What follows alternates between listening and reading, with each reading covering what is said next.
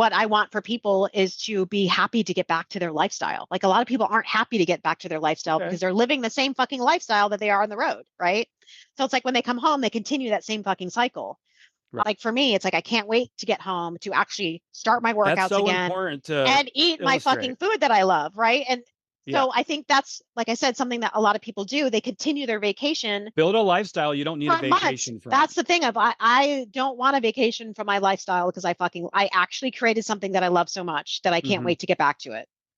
Agreed. I think that's a big deal. And that's also why people tend to go off the deep end with drinking and eating like an asshole on vacation, is because when they're literally too restrictive. Yeah, too restrictive at home with their regular life. They're dieting too much. They're eliminating food groups. So then when they go on vacation, it's a free-for-all. Oh, I'm on vacation. I'm on vacation. Right. Welcome to Cut the Crap with Beth and Matt, the world's #1 no bullshit health and fitness podcast. Are you ready to cut the crap with your diet and exercise, get strong as fuck, and build a healthy relationship with food? Then you've come to the right place. Let's go. If you'd like to support us in the podcast, join our Patreon where you get exclusive content, which consists of monthly workouts you can do at home or at the gym, monthly challenges that are either strength, habit, or mindset based, and access to over 100 plus low-calorie, high-protein, family-friendly meals. These are all designed by a professional chef who is certified in nutrition. These recipes are already in MyFitnessPal for easy fucking tracking. New recipes are also added each week. We believe that fitness is for everyone, so this is our way of getting you started on your health and fitness journey at a price most everyone can afford. So what the fuck are you waiting for? We'll see you in the Patreon. Nerd alert, how are ya? I'm pretty fucking peachy. How about yourself? Nice. I am, I'm tits. Your tits, I love that. Peachy tits. Tits ahoy! Tits ahoy! Sweet. Happy Wednesday. We are recording a little earlier than normal, like we talked about, I think just last week on the podcast or a couple of weeks ago. Yeah. Yeah, maybe. Cool. I don't know. Did we talk about recording early? We probably did. We were talking about how our schedules are just changing. Pivoting bitch, right? Pivoting bitch. Yeah. How we're managing all that. So yeah, fucking A. How has your week been? You went away for the weekend. I did. I went to New York from the Thursday till Monday.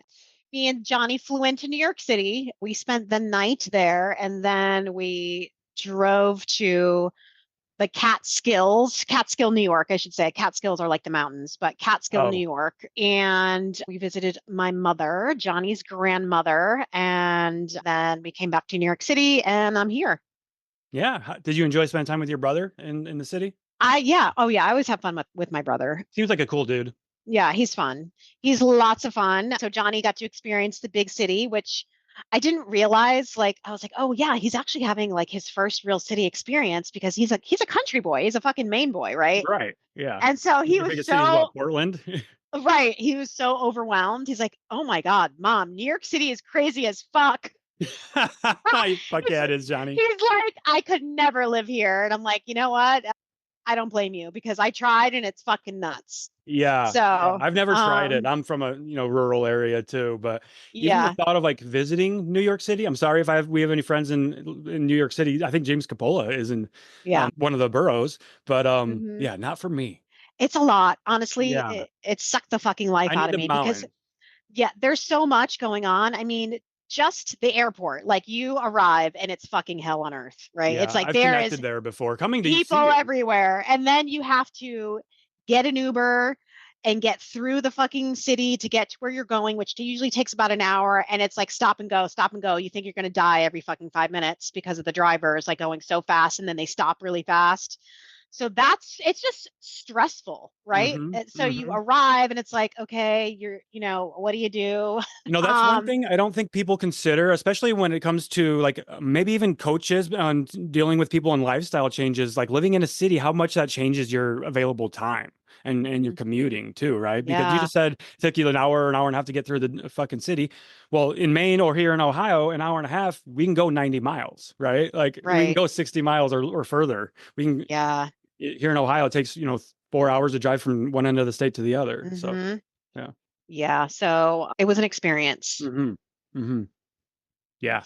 Hectic. And if I may, how were things with your mom? I know you were kind of like Yeah. Stressing So about that. I'll talk about this because we talked about it last time. So me and my mother, we don't have the best relationship, and that's because she is very religious to the point where it's borderline obsessive. I'd say it's way too much. Like I agree, everyone should have something they believe in, right? Like I don't judge anyone for being religious or whatever. Like that's, not who I am, obviously. But when it gets to a point where it's fucking taking over like your existence and you start like treating your kids differently because they're Yeah. not the same religion as you, or my mom, we have a very surface level relationship. There is no like deep talking, okay? Which is sad, but it's also something that I've come to realize is just going to be the way it is. She's 78 fucking years old. She's not changing now. I believe anyone can change at any point in their life, but my mom, Garen fucking T, she's not changing anytime soon. She did not ask anything about my life, about how I'm doing, about my business, nothing. Yeah. Okay. And Imagine a like couple of years having since you've seen like her. your child growing up, they visit you and you don't even ask them how they're doing or what's going on or if they're happy or not. Like Yeah. because my brother actually told her was the only reason that she knows. He's like, Mom, don't you know that Beth is doing really well right now? Because I told her I wanted to pay for her internet and cable because it's hard to get in touch with her. She doesn't have access to that much, and it's something that I want to make sure that she has available to her so she can reach people. She is 78, living alone in a fucking basement apartment in Cairo, fucking New York. I mean, so she's like, I just don't want you to do that, da da da. And that's when my brother's like, Mom, Beth can afford it right now. Like, you don't know that because you don't fucking ask her. So it's sad, but it's also, I feel like I'm numb to the situation. Like, I have no more emotion towards any It's of because this you've already anymore. kind of dealt with it and processed that, Yeah. right? Oh, yeah. I mean, she Yeah. didn't come to my wedding, right? My fucking wedding because I did not get married in the church. Okay. She almost disowned my brother because he's gay. So let's talk about that for a second. My Yeah. brother couldn't even talk about his current life with his boyfriend that he's been with for 3 fucking years. Right. So we didn't talk about shit besides surface level. She talked about herself the whole entire time. Actually, it's not funny, but my brother and me, we were taking videos of like our conversations with our mom, and she talked the whole fucking time. The whole time, like about useless shit, you know? It was just mentally really draining. So by Yeah. the end of each day we were with her, me and my brother just sat in our Airbnb and didn't talk for like 2 hours. He's like, how you doing? I'm like, numb. He's like, me too. He's like, I'm just going to scroll on my phone and pretend whatever. I'm just going to not Disassociate. disassociate right now because Yeah. that's where we're at with her. It fucking sucks. It's like I've already lost one parent and I feel like I haven't had another parent since my dad died because she basically checked out when he passed away when I was 17 years old. Yeah. She never called me to make sure I was okay the entire time of my teen years after my dad passed away when I moved away and moved all over. Never, I had to call her. So I could have been fucking dead for all she knows. This time I'm like, but before I left to go, Mom, please just call when you're thinking about me, call me. She's like, oh, this is the same thing she says every time. Well, I just don't know if you're busy. I'm like, you say the same fucking thing every time. I'm Well, like, ask if I'm busy. yeah, I am fucking busy, but that doesn't mean I don't have time to talk to you. It's just, I'm just sick of it. I'm tired of fucking. Yeah. So it's obvious, like you make these attempts to kind of, that's the thing, is some point we need to practice, right? Like that radical acceptance is I can only control what I can control because we can't change other people. Yeah. And that's something that we really struggle with in life, is realizing that some people just, they need to get there on their own if they're going to get there, and that's with changing anything. It is really hard, next to impossible, to change somebody if they don't want to change, right? Yeah. Yeah. I don't think you can. No. Yeah. It's like, this is the first time I've actually almost had tears. Like I haven't had any fucking tears this whole time, but now I'm like getting choked up about it. I don't know what else to say about it, honestly. Yeah. And it's tough. Appreciate you sharing that. I know it's fucking vulnerable. Proud of you, Nerdle. Oh, thanks, Nerdle. And we're here for you. We're all here for you. Thanks. You got a great support system, great family behind you too. It's just not having parents. I feel like I haven't had parents. I've had no one to call to say, I'm struggling right now. You know what I mean? Yeah, because you lost your dad so young. Yeah. So it's like I lost my mom when I lost my dad. Yeah. She has not been a mother. Mm-hmm. Sometimes you just need a fucking parent, Yeah. So I get that. I can't fully get that because I haven't ever experienced that. I just know when I was going through my own shit last year and I was butting heads with my parents, right? Like what the fuck was I doing? I was really taking that for granted. I know that. So that's definitely not something I'm going to ever do again. yeah, it'd be nice to hear something like, I'm proud of you. Mm-hmm. Well, I am proud of you. So many people, so many people are fucking proud of you, Nerdle. What you've accomplished, what you're accomplishing with your team and your business and our podcast, what we're doing here together, you're crushing it. You're inspiring a lot of people, taking charge of your own shit too. Mm-hmm. Mm-hmm. So I'm breaking generational patterns right now. And that's what I think about. Because I make sure that my son knows he's loved and he is taken care of and that I'm always here for him, that he can come to me and talk about anything. Yeah, I love that.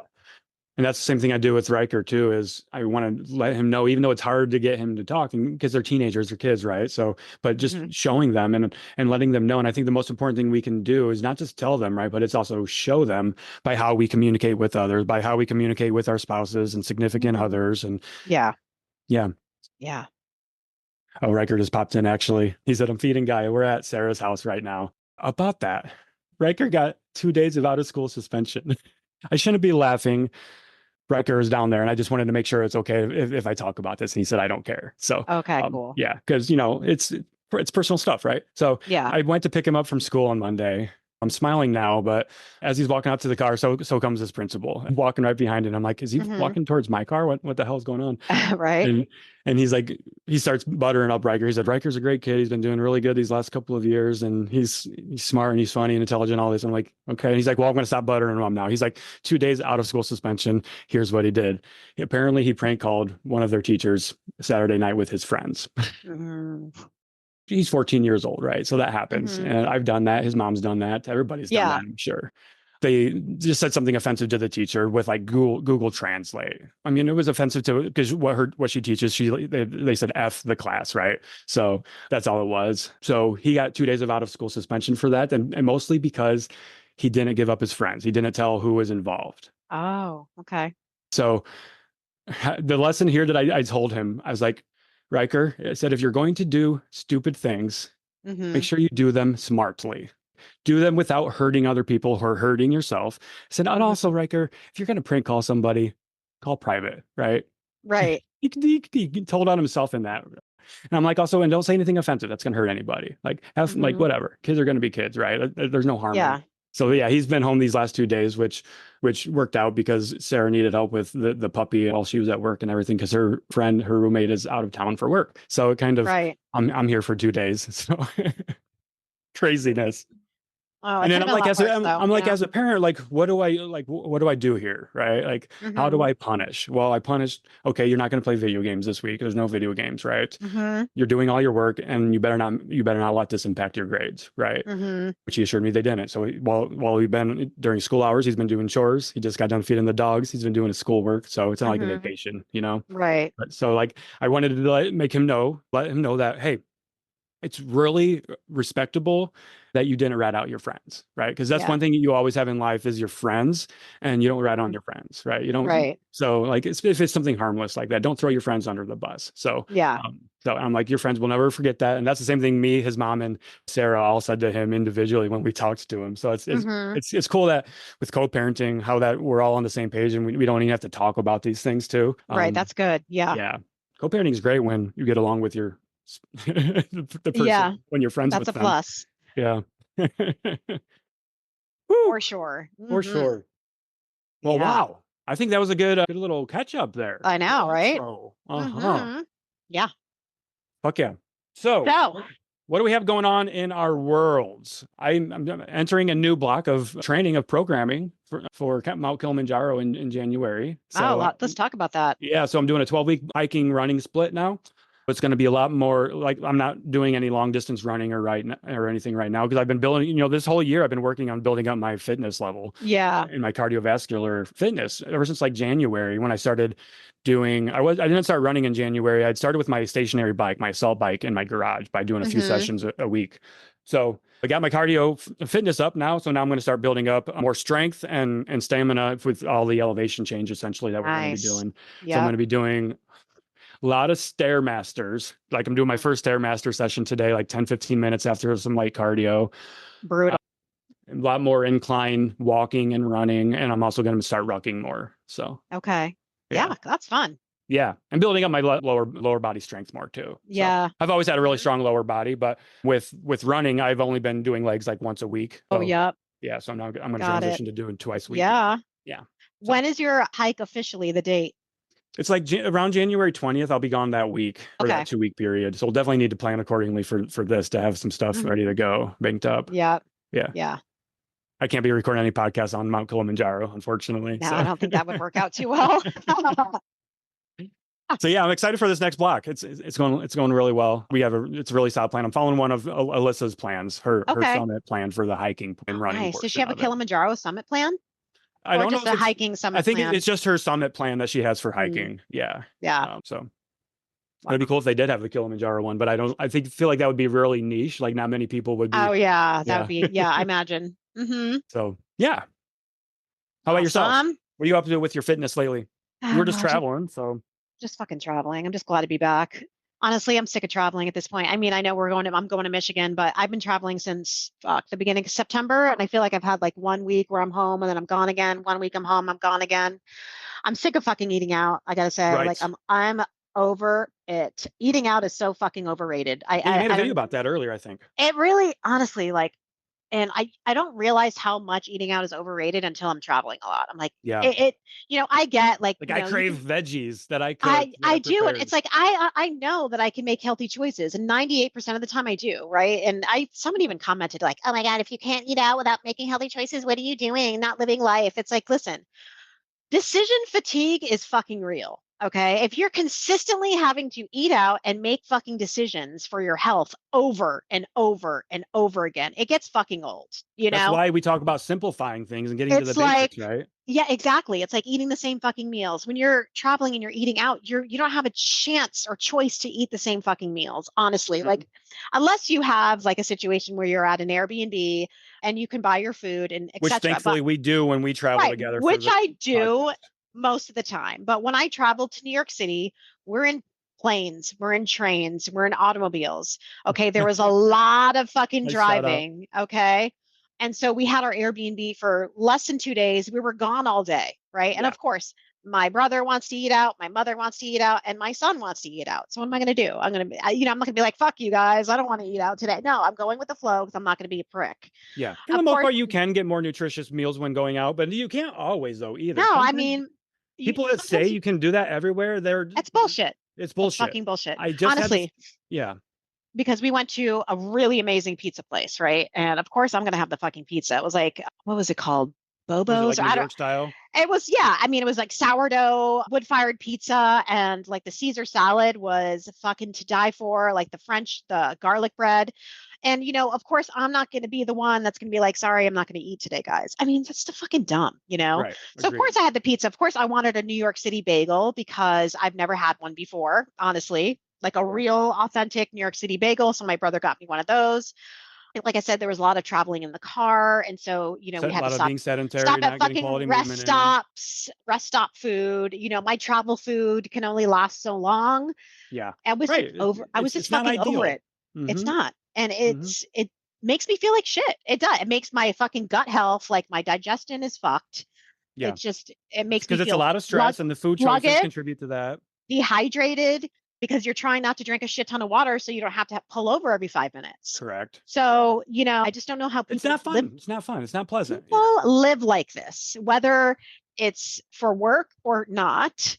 I feel for you if you have a work situation in which you are traveling all the time. Like I many truly, of our honestly clients do, right? Like that has got to be our so sales fucking reps tough. or whatever. Yeah. Or even just busy parents, right? Traveling from sporting events to school, to doctor's appointments, to their own work. So yeah, we definitely get it. Yeah, but I like my homemade food. I do. I because it tastes fucking good to me and it makes me feel good. So I think what I want for people is to be happy to get back to their lifestyle. Like a lot of people aren't happy to get back to their lifestyle because they're living the same fucking lifestyle that they are on the road, right? So it's like when they come home, they continue that same fucking cycle.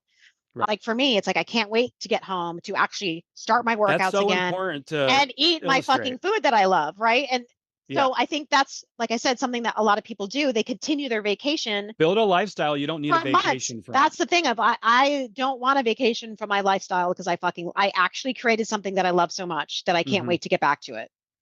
Agreed. I think that's a big deal. And that's also why people tend to go off the deep end with drinking and eating like an asshole on vacation, is because when they're literally too restrictive. Too restrictive at home with their regular life. They're dieting too much. They're eliminating food groups. So then when they go on vacation, it's a free for all. Oh, I'm on vacation. Right. You can do those things all year round. And then it won't be these peaks and valleys, like these highs and these lows. Exactly. Yeah. So I'm glad to be back for 10 more days. Well, the good news is when we're together, like we crush it, right? We always go grocery shopping. Oh yeah. We'll go out a couple of times, but like we usually do eat out. We still do make we try to make pretty good choices. And I made this comment to Sarah earlier too. I don't know what I'm going to do long term, but I've been like, I'm starting to outgrow the area that I'm living in, I think. And I've pinpointed it, and I'm like, there's just really nothing that I enjoy here. Right. And other than my family is in the area, but and I'm not talking about like a big change. I'm talking about like my little town that I live in currently compared to like Toledo where Sarah lives. I love it here. I'm so much happier here because I have access to parks, amazing fucking parks. Toledo has literally the best public park system in the country. It's been rated. The one park I run at all the time, half mile away from me. Right. So I just walk there for my warm up. Better shopping, groceries, better access to healthcare, gyms, and even things like fast food are are healthier here, right? Yeah. Like there's so many like better fast food options because in my small town it's McDonald's, Burger King, Taco Bell, Wendy's, Denny's. Right.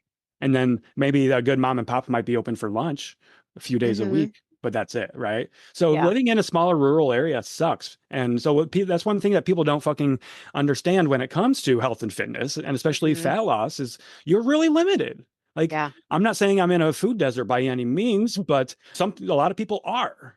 Yeah, and that's how I feel about living where I live. You're even, you know exactly. I'm way the fuck out there, but I also have access to all kinds of hiking, any kind of outdoor stuff. But Mountain Mat would thrive there for sure. Yeah, Mountain Mat would thrive. I do love my area, but I don't like the fact that I don't have access to much. Yeah. Like Target is an hour and a half. Trader Joe's is an hour and a half. I don't have a Costco near me.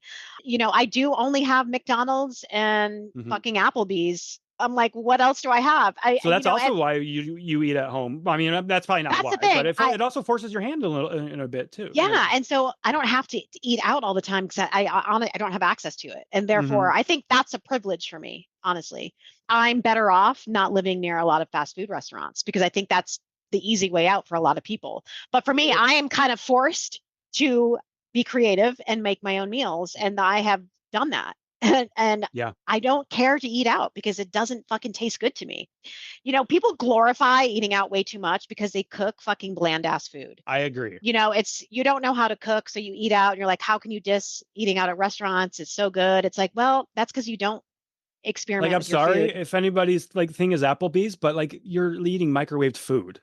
Right. Like I don't want to sound like elitist, but my God, like you can't get a steak anything other than well done there, Yeah. So it is very hard to eat healthy and not get high cholesterol. You don't know what they're putting in your fucking food. I guarantee you what the calories say on the menus are wrong. It's going to be higher. Correct. Yeah. They're cooking with more oil and butter than you think. They want you to taste good. So they're going to add the oils. They're going to add the salt. They're going to add the butter. They're going to do all that shit. Yeah. Yeah, for sure.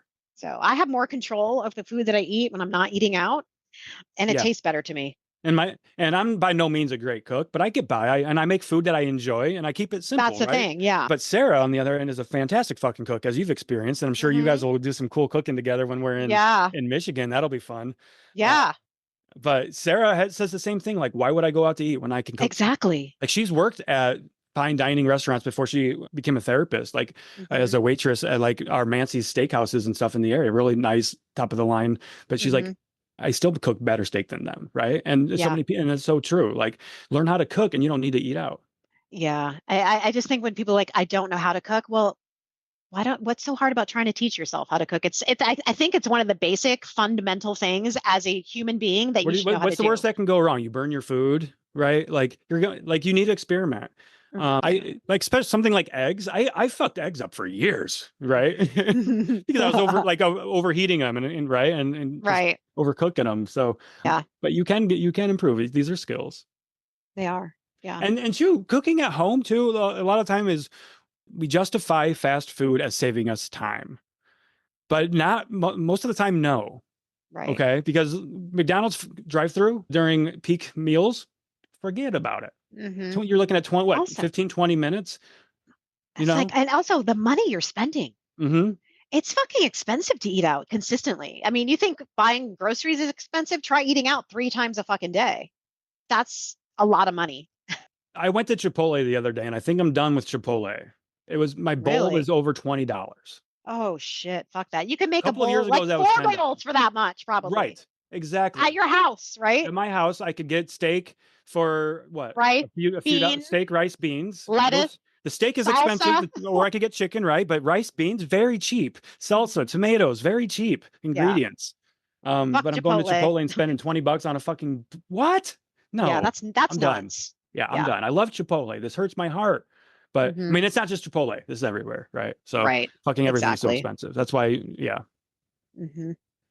cooking at home for the most part, and groceries are expensive too, obviously. But yeah, you can make it work too. You can do a mix and match. You don't have to buy all whole foods, fresh foods, right? Like, you're making a lot of like, what are you doing? Like the highly processed healthy meals. I mean, we just talked about this on podcast a few weeks ago, right? Let's start talking about how we can make these and things that's healthy. the thing. It's like, I don't make gourmet ass meals. Like, I don't sit in the kitchen all day. My meals are literally fucking 10 minutes, easy maxed. It might take longer to cook the protein or whatever to have ready for the week. If you ingredient prep ahead of time, my meals are quick and they're not necessarily like. Yeah, when I come to visit you, you're always just throwing our meals together really quickly. Yeah, because I have it already in the fridge and I can mix and match anything I wanted to, basically. Yeah, because you ingredient prep, right? You don't really meal prep, but you've always just got things ready to go. And I think that's where people go wrong too with meal prep, is they try to make five meals for each meal of the day. For the entire week. They box it up in their little meal prep things, and then they don't. That sounds boring. That is boring. I can't do that. Be that person. Back when I first got into it, and I was doing if it fits your macros and that approach, like it worked for me at that time. But looking back at it now, I'm like, I could never do that now in my current phase of life. Worked for me then, but now, no. Even though I do have repeat meals, it's different than having a repeat meal that's already made in the fridge. Does that make sense? Do you, like, because I can add different things to my repeat meals if I wanted to. Right. They're not just the same. They're not just sitting there marinating together. Yeah, they're like freshly made repeat meals. Yeah, especially if you use good packaging. It retains the freshness. Right. Like that salad holder that you were talking about that Sarah brought over for you, right? How you could literally prep the ingredients for a salad ahead of time. Yeah, I have one of those in my fridge right now, waiting for a 30-minute break before my speaking course. Yeah, that's cool. That's cool. Did you like your first one? Yeah. Because you do these meetings every 2 weeks, right? So so this is only the second one. Gotcha. Yeah. Going well. Cool. Is there anything else you wanted to talk about? Because I got a question on my Instagram Q&A the other day that I thought might make a good conversation for us. Oh, yeah. No, okay. I currently don't.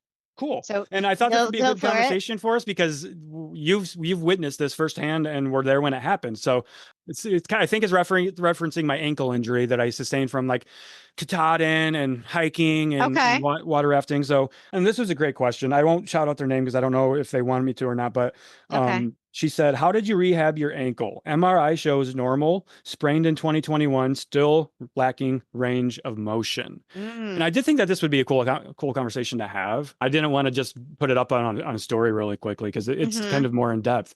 I also want to say, first and foremost, like if you have an injury, like we can't help you directly with an injury. Like you have to work with a physical therapist or your doctor or something to be qualified to do that. That's outside of scope of practice for personal trainers, and I've been talking about a lot of what's out of scope of practice, like I on know, and I threads get and a lot of stuff. questions of people wanting to know what they can substitute with whatever injury. And it's like, I used to coach in person, right? And you really need to evaluate the person in person. Yeah. You also need Help to make them sure, because you need to know, like, look what their movements like, and yeah, help you them make have to see the movement modifications. And patterns, where exactly they're hurting. What one size did fits your all things. doctor tell you? I mean, Yeah. there's so many things. I can't just be like, yeah, you should do this. No, I And we need can to see work you with in a doctor person. or physical therapist, and we do like Right. I did that with not Coach Kristen, but my client Kristen that I worked with her Yeah. physical therapist after she tore her Achilles, and it worked Yeah. really well. But yeah. Yeah. So that was, and I thought that was a great question. I don't want to say like this is what you have to do, but this is what worked for me. And really, I didn't do much, honestly, for rehab. Because really what happened was I got injured and I just continued thrashing it around, right? Mm, Because even going into Mount Katahdin, I had already sprained that ankle prior to that. right. I've sprained my ankles a lot in my life. Seems Both like of it. them. Because I'm so fucking like, it's the way I live my life, right? Like I'm very active, adventurous, and Mhm. always abusing my body, but in the name of fun. So, and Right. adrenaline, I guess. Adventure Matt, Mountain Matt, always fucking Um, around. yeah. So when I fell off, fucking around and finding out sometimes, Yeah. like I did on Mount Katahdin when I fell, 10 to 15 foot, however far I was. That I was can't even definitely believe you not 10, survived that but shit. I will never forget that moment. I know, scarred in my brain for sure. Yeah. So, because when that accident happened, I bummed up my knee and my ankle, right? And I didn't fully allow it to heal. And if, in fact, like a month later, even just a few weeks later after that had happened, I was whitewater rafting Class 5 rapids Oh, right. on the Upper Gully. That's right. So, and anybody that knows what I'm talking about knows the Class 5 rapids for Gully season are world renowned. So people travel for this 3-week period or 4-week period where it's these Class 5 rapids because they're draining the dam every year, right? So Yeah. it's pretty. So then I exacerbated the injury with whitewater rafting and just continuing to use it, right? So I didn't allow it to heal for like a period of almost a year. I just continued using it and going hiking, doing a lot of crazy elevation. So that was the first thing I needed to do, is take a step back. And I did that halfway through last year. I think I started taking a step back from all the hiking and stuff. Like, Yeah. something has got to give because my ankle is not getting better by just trying to strengthen it, because I was just trying to strengthen it and things like that. So I needed to stop overusing it first and foremost for my rehab. Yeah. Then from there, I just strengthened it, right? So like leg exercises, squatting. I did a lot of calf raises, so strengthened my calves and the knees and everything surrounding, all the ligaments surrounding. And then I did a lot of prehab work as well with resistance bands. I really love using resistance bands to kind of work through the full range of motion for my ankle. And something I do, and this is something I still do to warm up my ankles before running and things like that, is I do the alphabets with my ankle. Oh, yeah. So that's a really good one that I do, and we have a lot of our clients do, is kind of do the alphabet. So because that works in the full range of motion there too. So that's really all I did. Just continued strengthening it and stopped overusing it, really. Because that was when I just started running again too. So I had to take time off of running and get back at it this year. And that was what I was worried about earlier this year when I started running, was that my ankle would act up. So it's been doing well. Yeah, been doing well. The other things that I have, the other aches and pains and stuff, are just general wear and tear, not related to that. Yeah. So yeah. Nice. I kind of tweaked my back over the weekend, actually. Did you? Yeah, just get all fucked up, right? That didn't stop me from working out, though. I've just been modifying my workouts that I've been What'd doing. you do? How'd you tweak it? I don't know. I think it was when we were out in Columbus. We were just out and about. We were doing some physical activity stuff. We went to like Dave and Buster's, and we were axe throwing. And oh, that's so funny. You mentioned Dave and Buster's. We were supposed to do that in New York City, but we ended up not doing it. I've never been there. Yeah. Okay. So much fun. Like, it's an adult video games, I don't know, because I just woke up and it was hurting. So that sucks. Yeah. So I've been spending the last few, and I still went running, which I determined running was bad decision for that, but strength training has been good for it. So obviously, so I've just been doing what I can do there, and probably tomorrow I'll be feeling 100% better again. Good. We got some hiking to do. We do have some hiking to do for sure. Had I not done anything though, which is what a lot of people do when they're injured and when they have aches and pains, that usually makes things worse, right? Because they're not getting the blood circulating and the oxygen moving, and they're not promoting recovery. It's important to move when you're injured. It is. Finding a way to move. Yeah, that's the thing. Finding a way that's not going to hurt your injury more, but to actually benefit it. It's like we talked about a couple of weeks ago. Pain in life is going to happen, but suffering is optional, right? Exactly. So you can be hurt and not work out, or you can be hurt and work out and make it a little bit better. Yeah. You know what?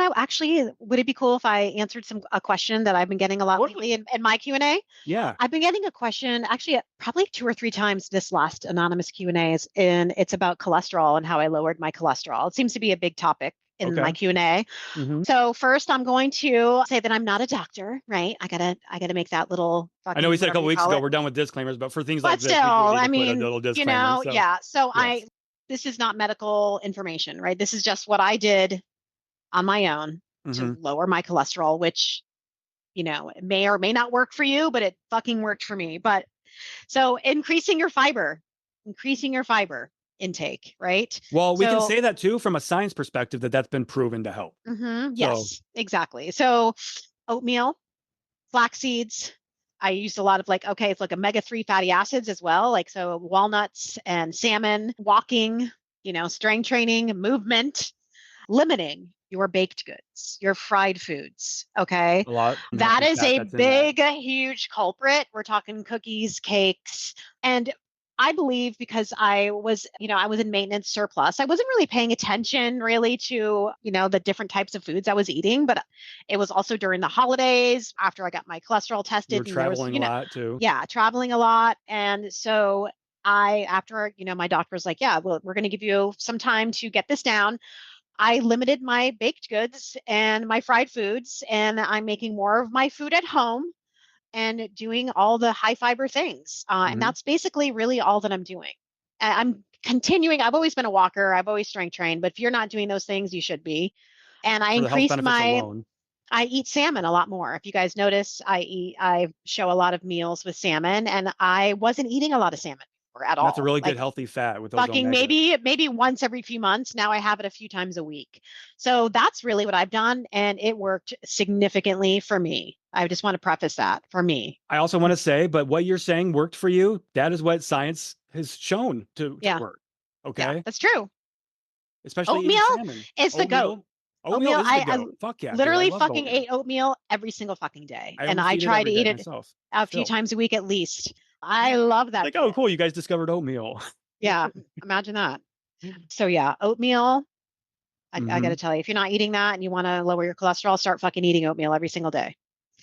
Add some ground flax seeds to that. More fiber. They digest easier. Totally. Digest easier and more easily absorbed. Yeah, for sure. Great observations and things that worked for you there. Like we said, the science supports that. And also, so I think, I've made a social media post about this, but I had my blood pressure was getting a little higher than I liked earlier this year. Oh, I did not know that. Yeah. So I brought it down after I first realized it was getting a little high because I was pre-hypertensive actually. So I was like, fuck. But this was also, and this was when I was in the height of everything that was going on in my life. With the restraining order, and I wasn't strength training as much, and I wasn't running either.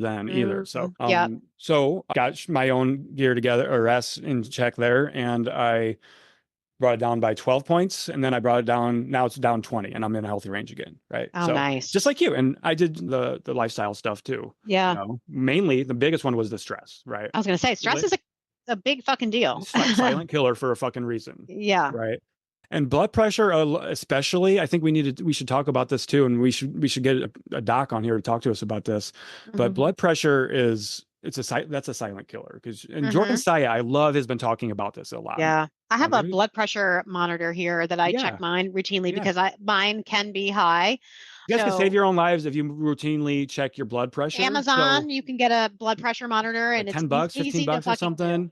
Yeah. So please, guys, check it like once a month, and I'm like, okay. Usually, it's been good so far. Yeah, and do it under the same circumstances, and understand that these acute changes in your blood pressure isn't bad either. Like exercise is going to increase your blood pressure and things like that. That's good. So lack of sleep. If you're having too much caffeine, Right. So you may have to sit there and calm the fuck down before you take it too. Like you have white coat syndrome, you're like heart's pounding and you're like, I'm going to take my blood pressure. Yeah. Not a good time. Practice some mindfulness and some breathing. Right. Yeah. So yeah, for me, it was literally just, I lost a little bit of weight because I had lost some weight this year too. Right. So I lost a little bit of weight. I started running. That was probably one of the biggest things for my blood pressure. Yeah. I started running more, and then, just the stress management. So yeah. Yeah. Pretty crazy. So yeah. Cray. Can do it. That's a great question, though. Mm-hmm. But I think too, not to be against meds. Some people need meds, but some people are, I don't know, so weird with meds. Like we know that for a fact that people are just have these weird relationship with meds. Mm-hmm. I don't know. Not here to say you should or shouldn't do it. Like do what's best for you. But like, why would you not take the meds and try to work on My last health? resort is medication. So Yeah. if I know that I can do something on my own, why the fuck wouldn't you want to do it? Like I do know for a fact that people will be told that they're pre-diabetic and they don't do fucking shit about it. They just wait to be put on insulin. I know for a fact there's people out there that do that. Yeah. To me, it's like, why the fuck would you do that? If you know you are in full fucking control of your diet and exercise, right? To not become diabetic, for the love of God, and also, why would you want to be put on insulin?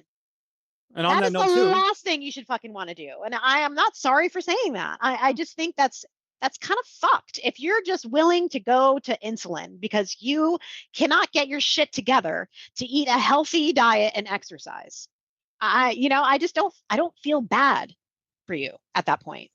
It's because it's hard to understand. Like you can't imagine yourself like that. I couldn't. Right. It's like, because that is something you are in control of. Right? Yeah. I agree. You are in full fucking control if you are told you need to do this or else you become diabetic. This is it. Okay. Right. Beth, you will be put on statins if you don't get your cholesterol down. Okay, well, you know what the fuck I'm going to do? I'm going to make sure that I do not get put on cholesterol meds, because that's something I can control currently. I know it's something that a lot of people can't control, right? And that's okay. Like, like I have anxiety. I can't control my anxiety. I am on anti-anxiety medication. But if it's something that you can control, right? Something that you can control, but you choose not to. That's where the problem is, right? That's the problem. Right. I agree entirely. Yep. And it's also along the same lines of like family genetics, right? If you're predisposed to things like high blood pressure, if you have a family history of heart attacks, if you have family history of type 2 diabetes, right? Especially type 2 diabetes, because that's literally, they call it a lifestyle disease. Yeah. Okay. Yeah. Don't get it confused with type 1 diabetes. But if you have a family history of these things, like with heart attacks, like sure, there's a genetic factor there for a lot of people, but like also let's look at the lifestyles too and see what we can change. Yeah, exactly. There's always something you can do. You could also do everything right and still just have bad luck with this stuff too, and have bad genes. We get that. Like you can do everything right, and sometimes that's just fucking life, man. Like for some reason your body just didn't get the winning cards. I don't know what to say on that one, but like, for some people that does happen, but I do believe that's in the minority. That's not very many people. Yeah. Stop trying to put a Band-Aid on a fucking bullet wound. It's not going to do anything, even in the moment. So Beth, we have meet and greet coming up. Yeah. I'm having actually Coach Renee and Coach Justin are coming. Hell yeah. Which I'm super pumped. Justin, he already got an Airbnb in the area. So I think Renee's looking just exciting. I'm excited for you to meet him. I haven't seen him in a very long time. So I'm excited. And also, who else is coming? I know you have some clients coming. I do. As far as I know, I think I have 3, maybe 4. I have Kristen's coming, whom you've met. Her and her friends coming. One of our clients, Stacy, is coming, and then Rebecca is coming. So shout out to those 3 ladies. Looking forward to seeing them and meeting them. And then another client might come, Sandy. She also is a listener of the podcast. I think all of them actually listen to the podcast. So awesome. Shout out to all of them. So looking forward to it. Yeah, gonna be amazing. And we have like over 20 people RSVP. Like sweet. Like 25, I think. And Cured, of course, is sponsoring that for us. That's going to be really fucking cool. Yeah. With the samples that they're giving. They have some, guys, Cured has some really good deals coming up they're doing like I don't think it was a Prime. It was some type of a special coming up in October. One moment, I'm going to look it up while we're talking, because Will just emailed us yesterday about it. But they are sponsoring the podcast. We're looking forward to that with the Serenity Gummies. See, the nightcaps is what they provided last time.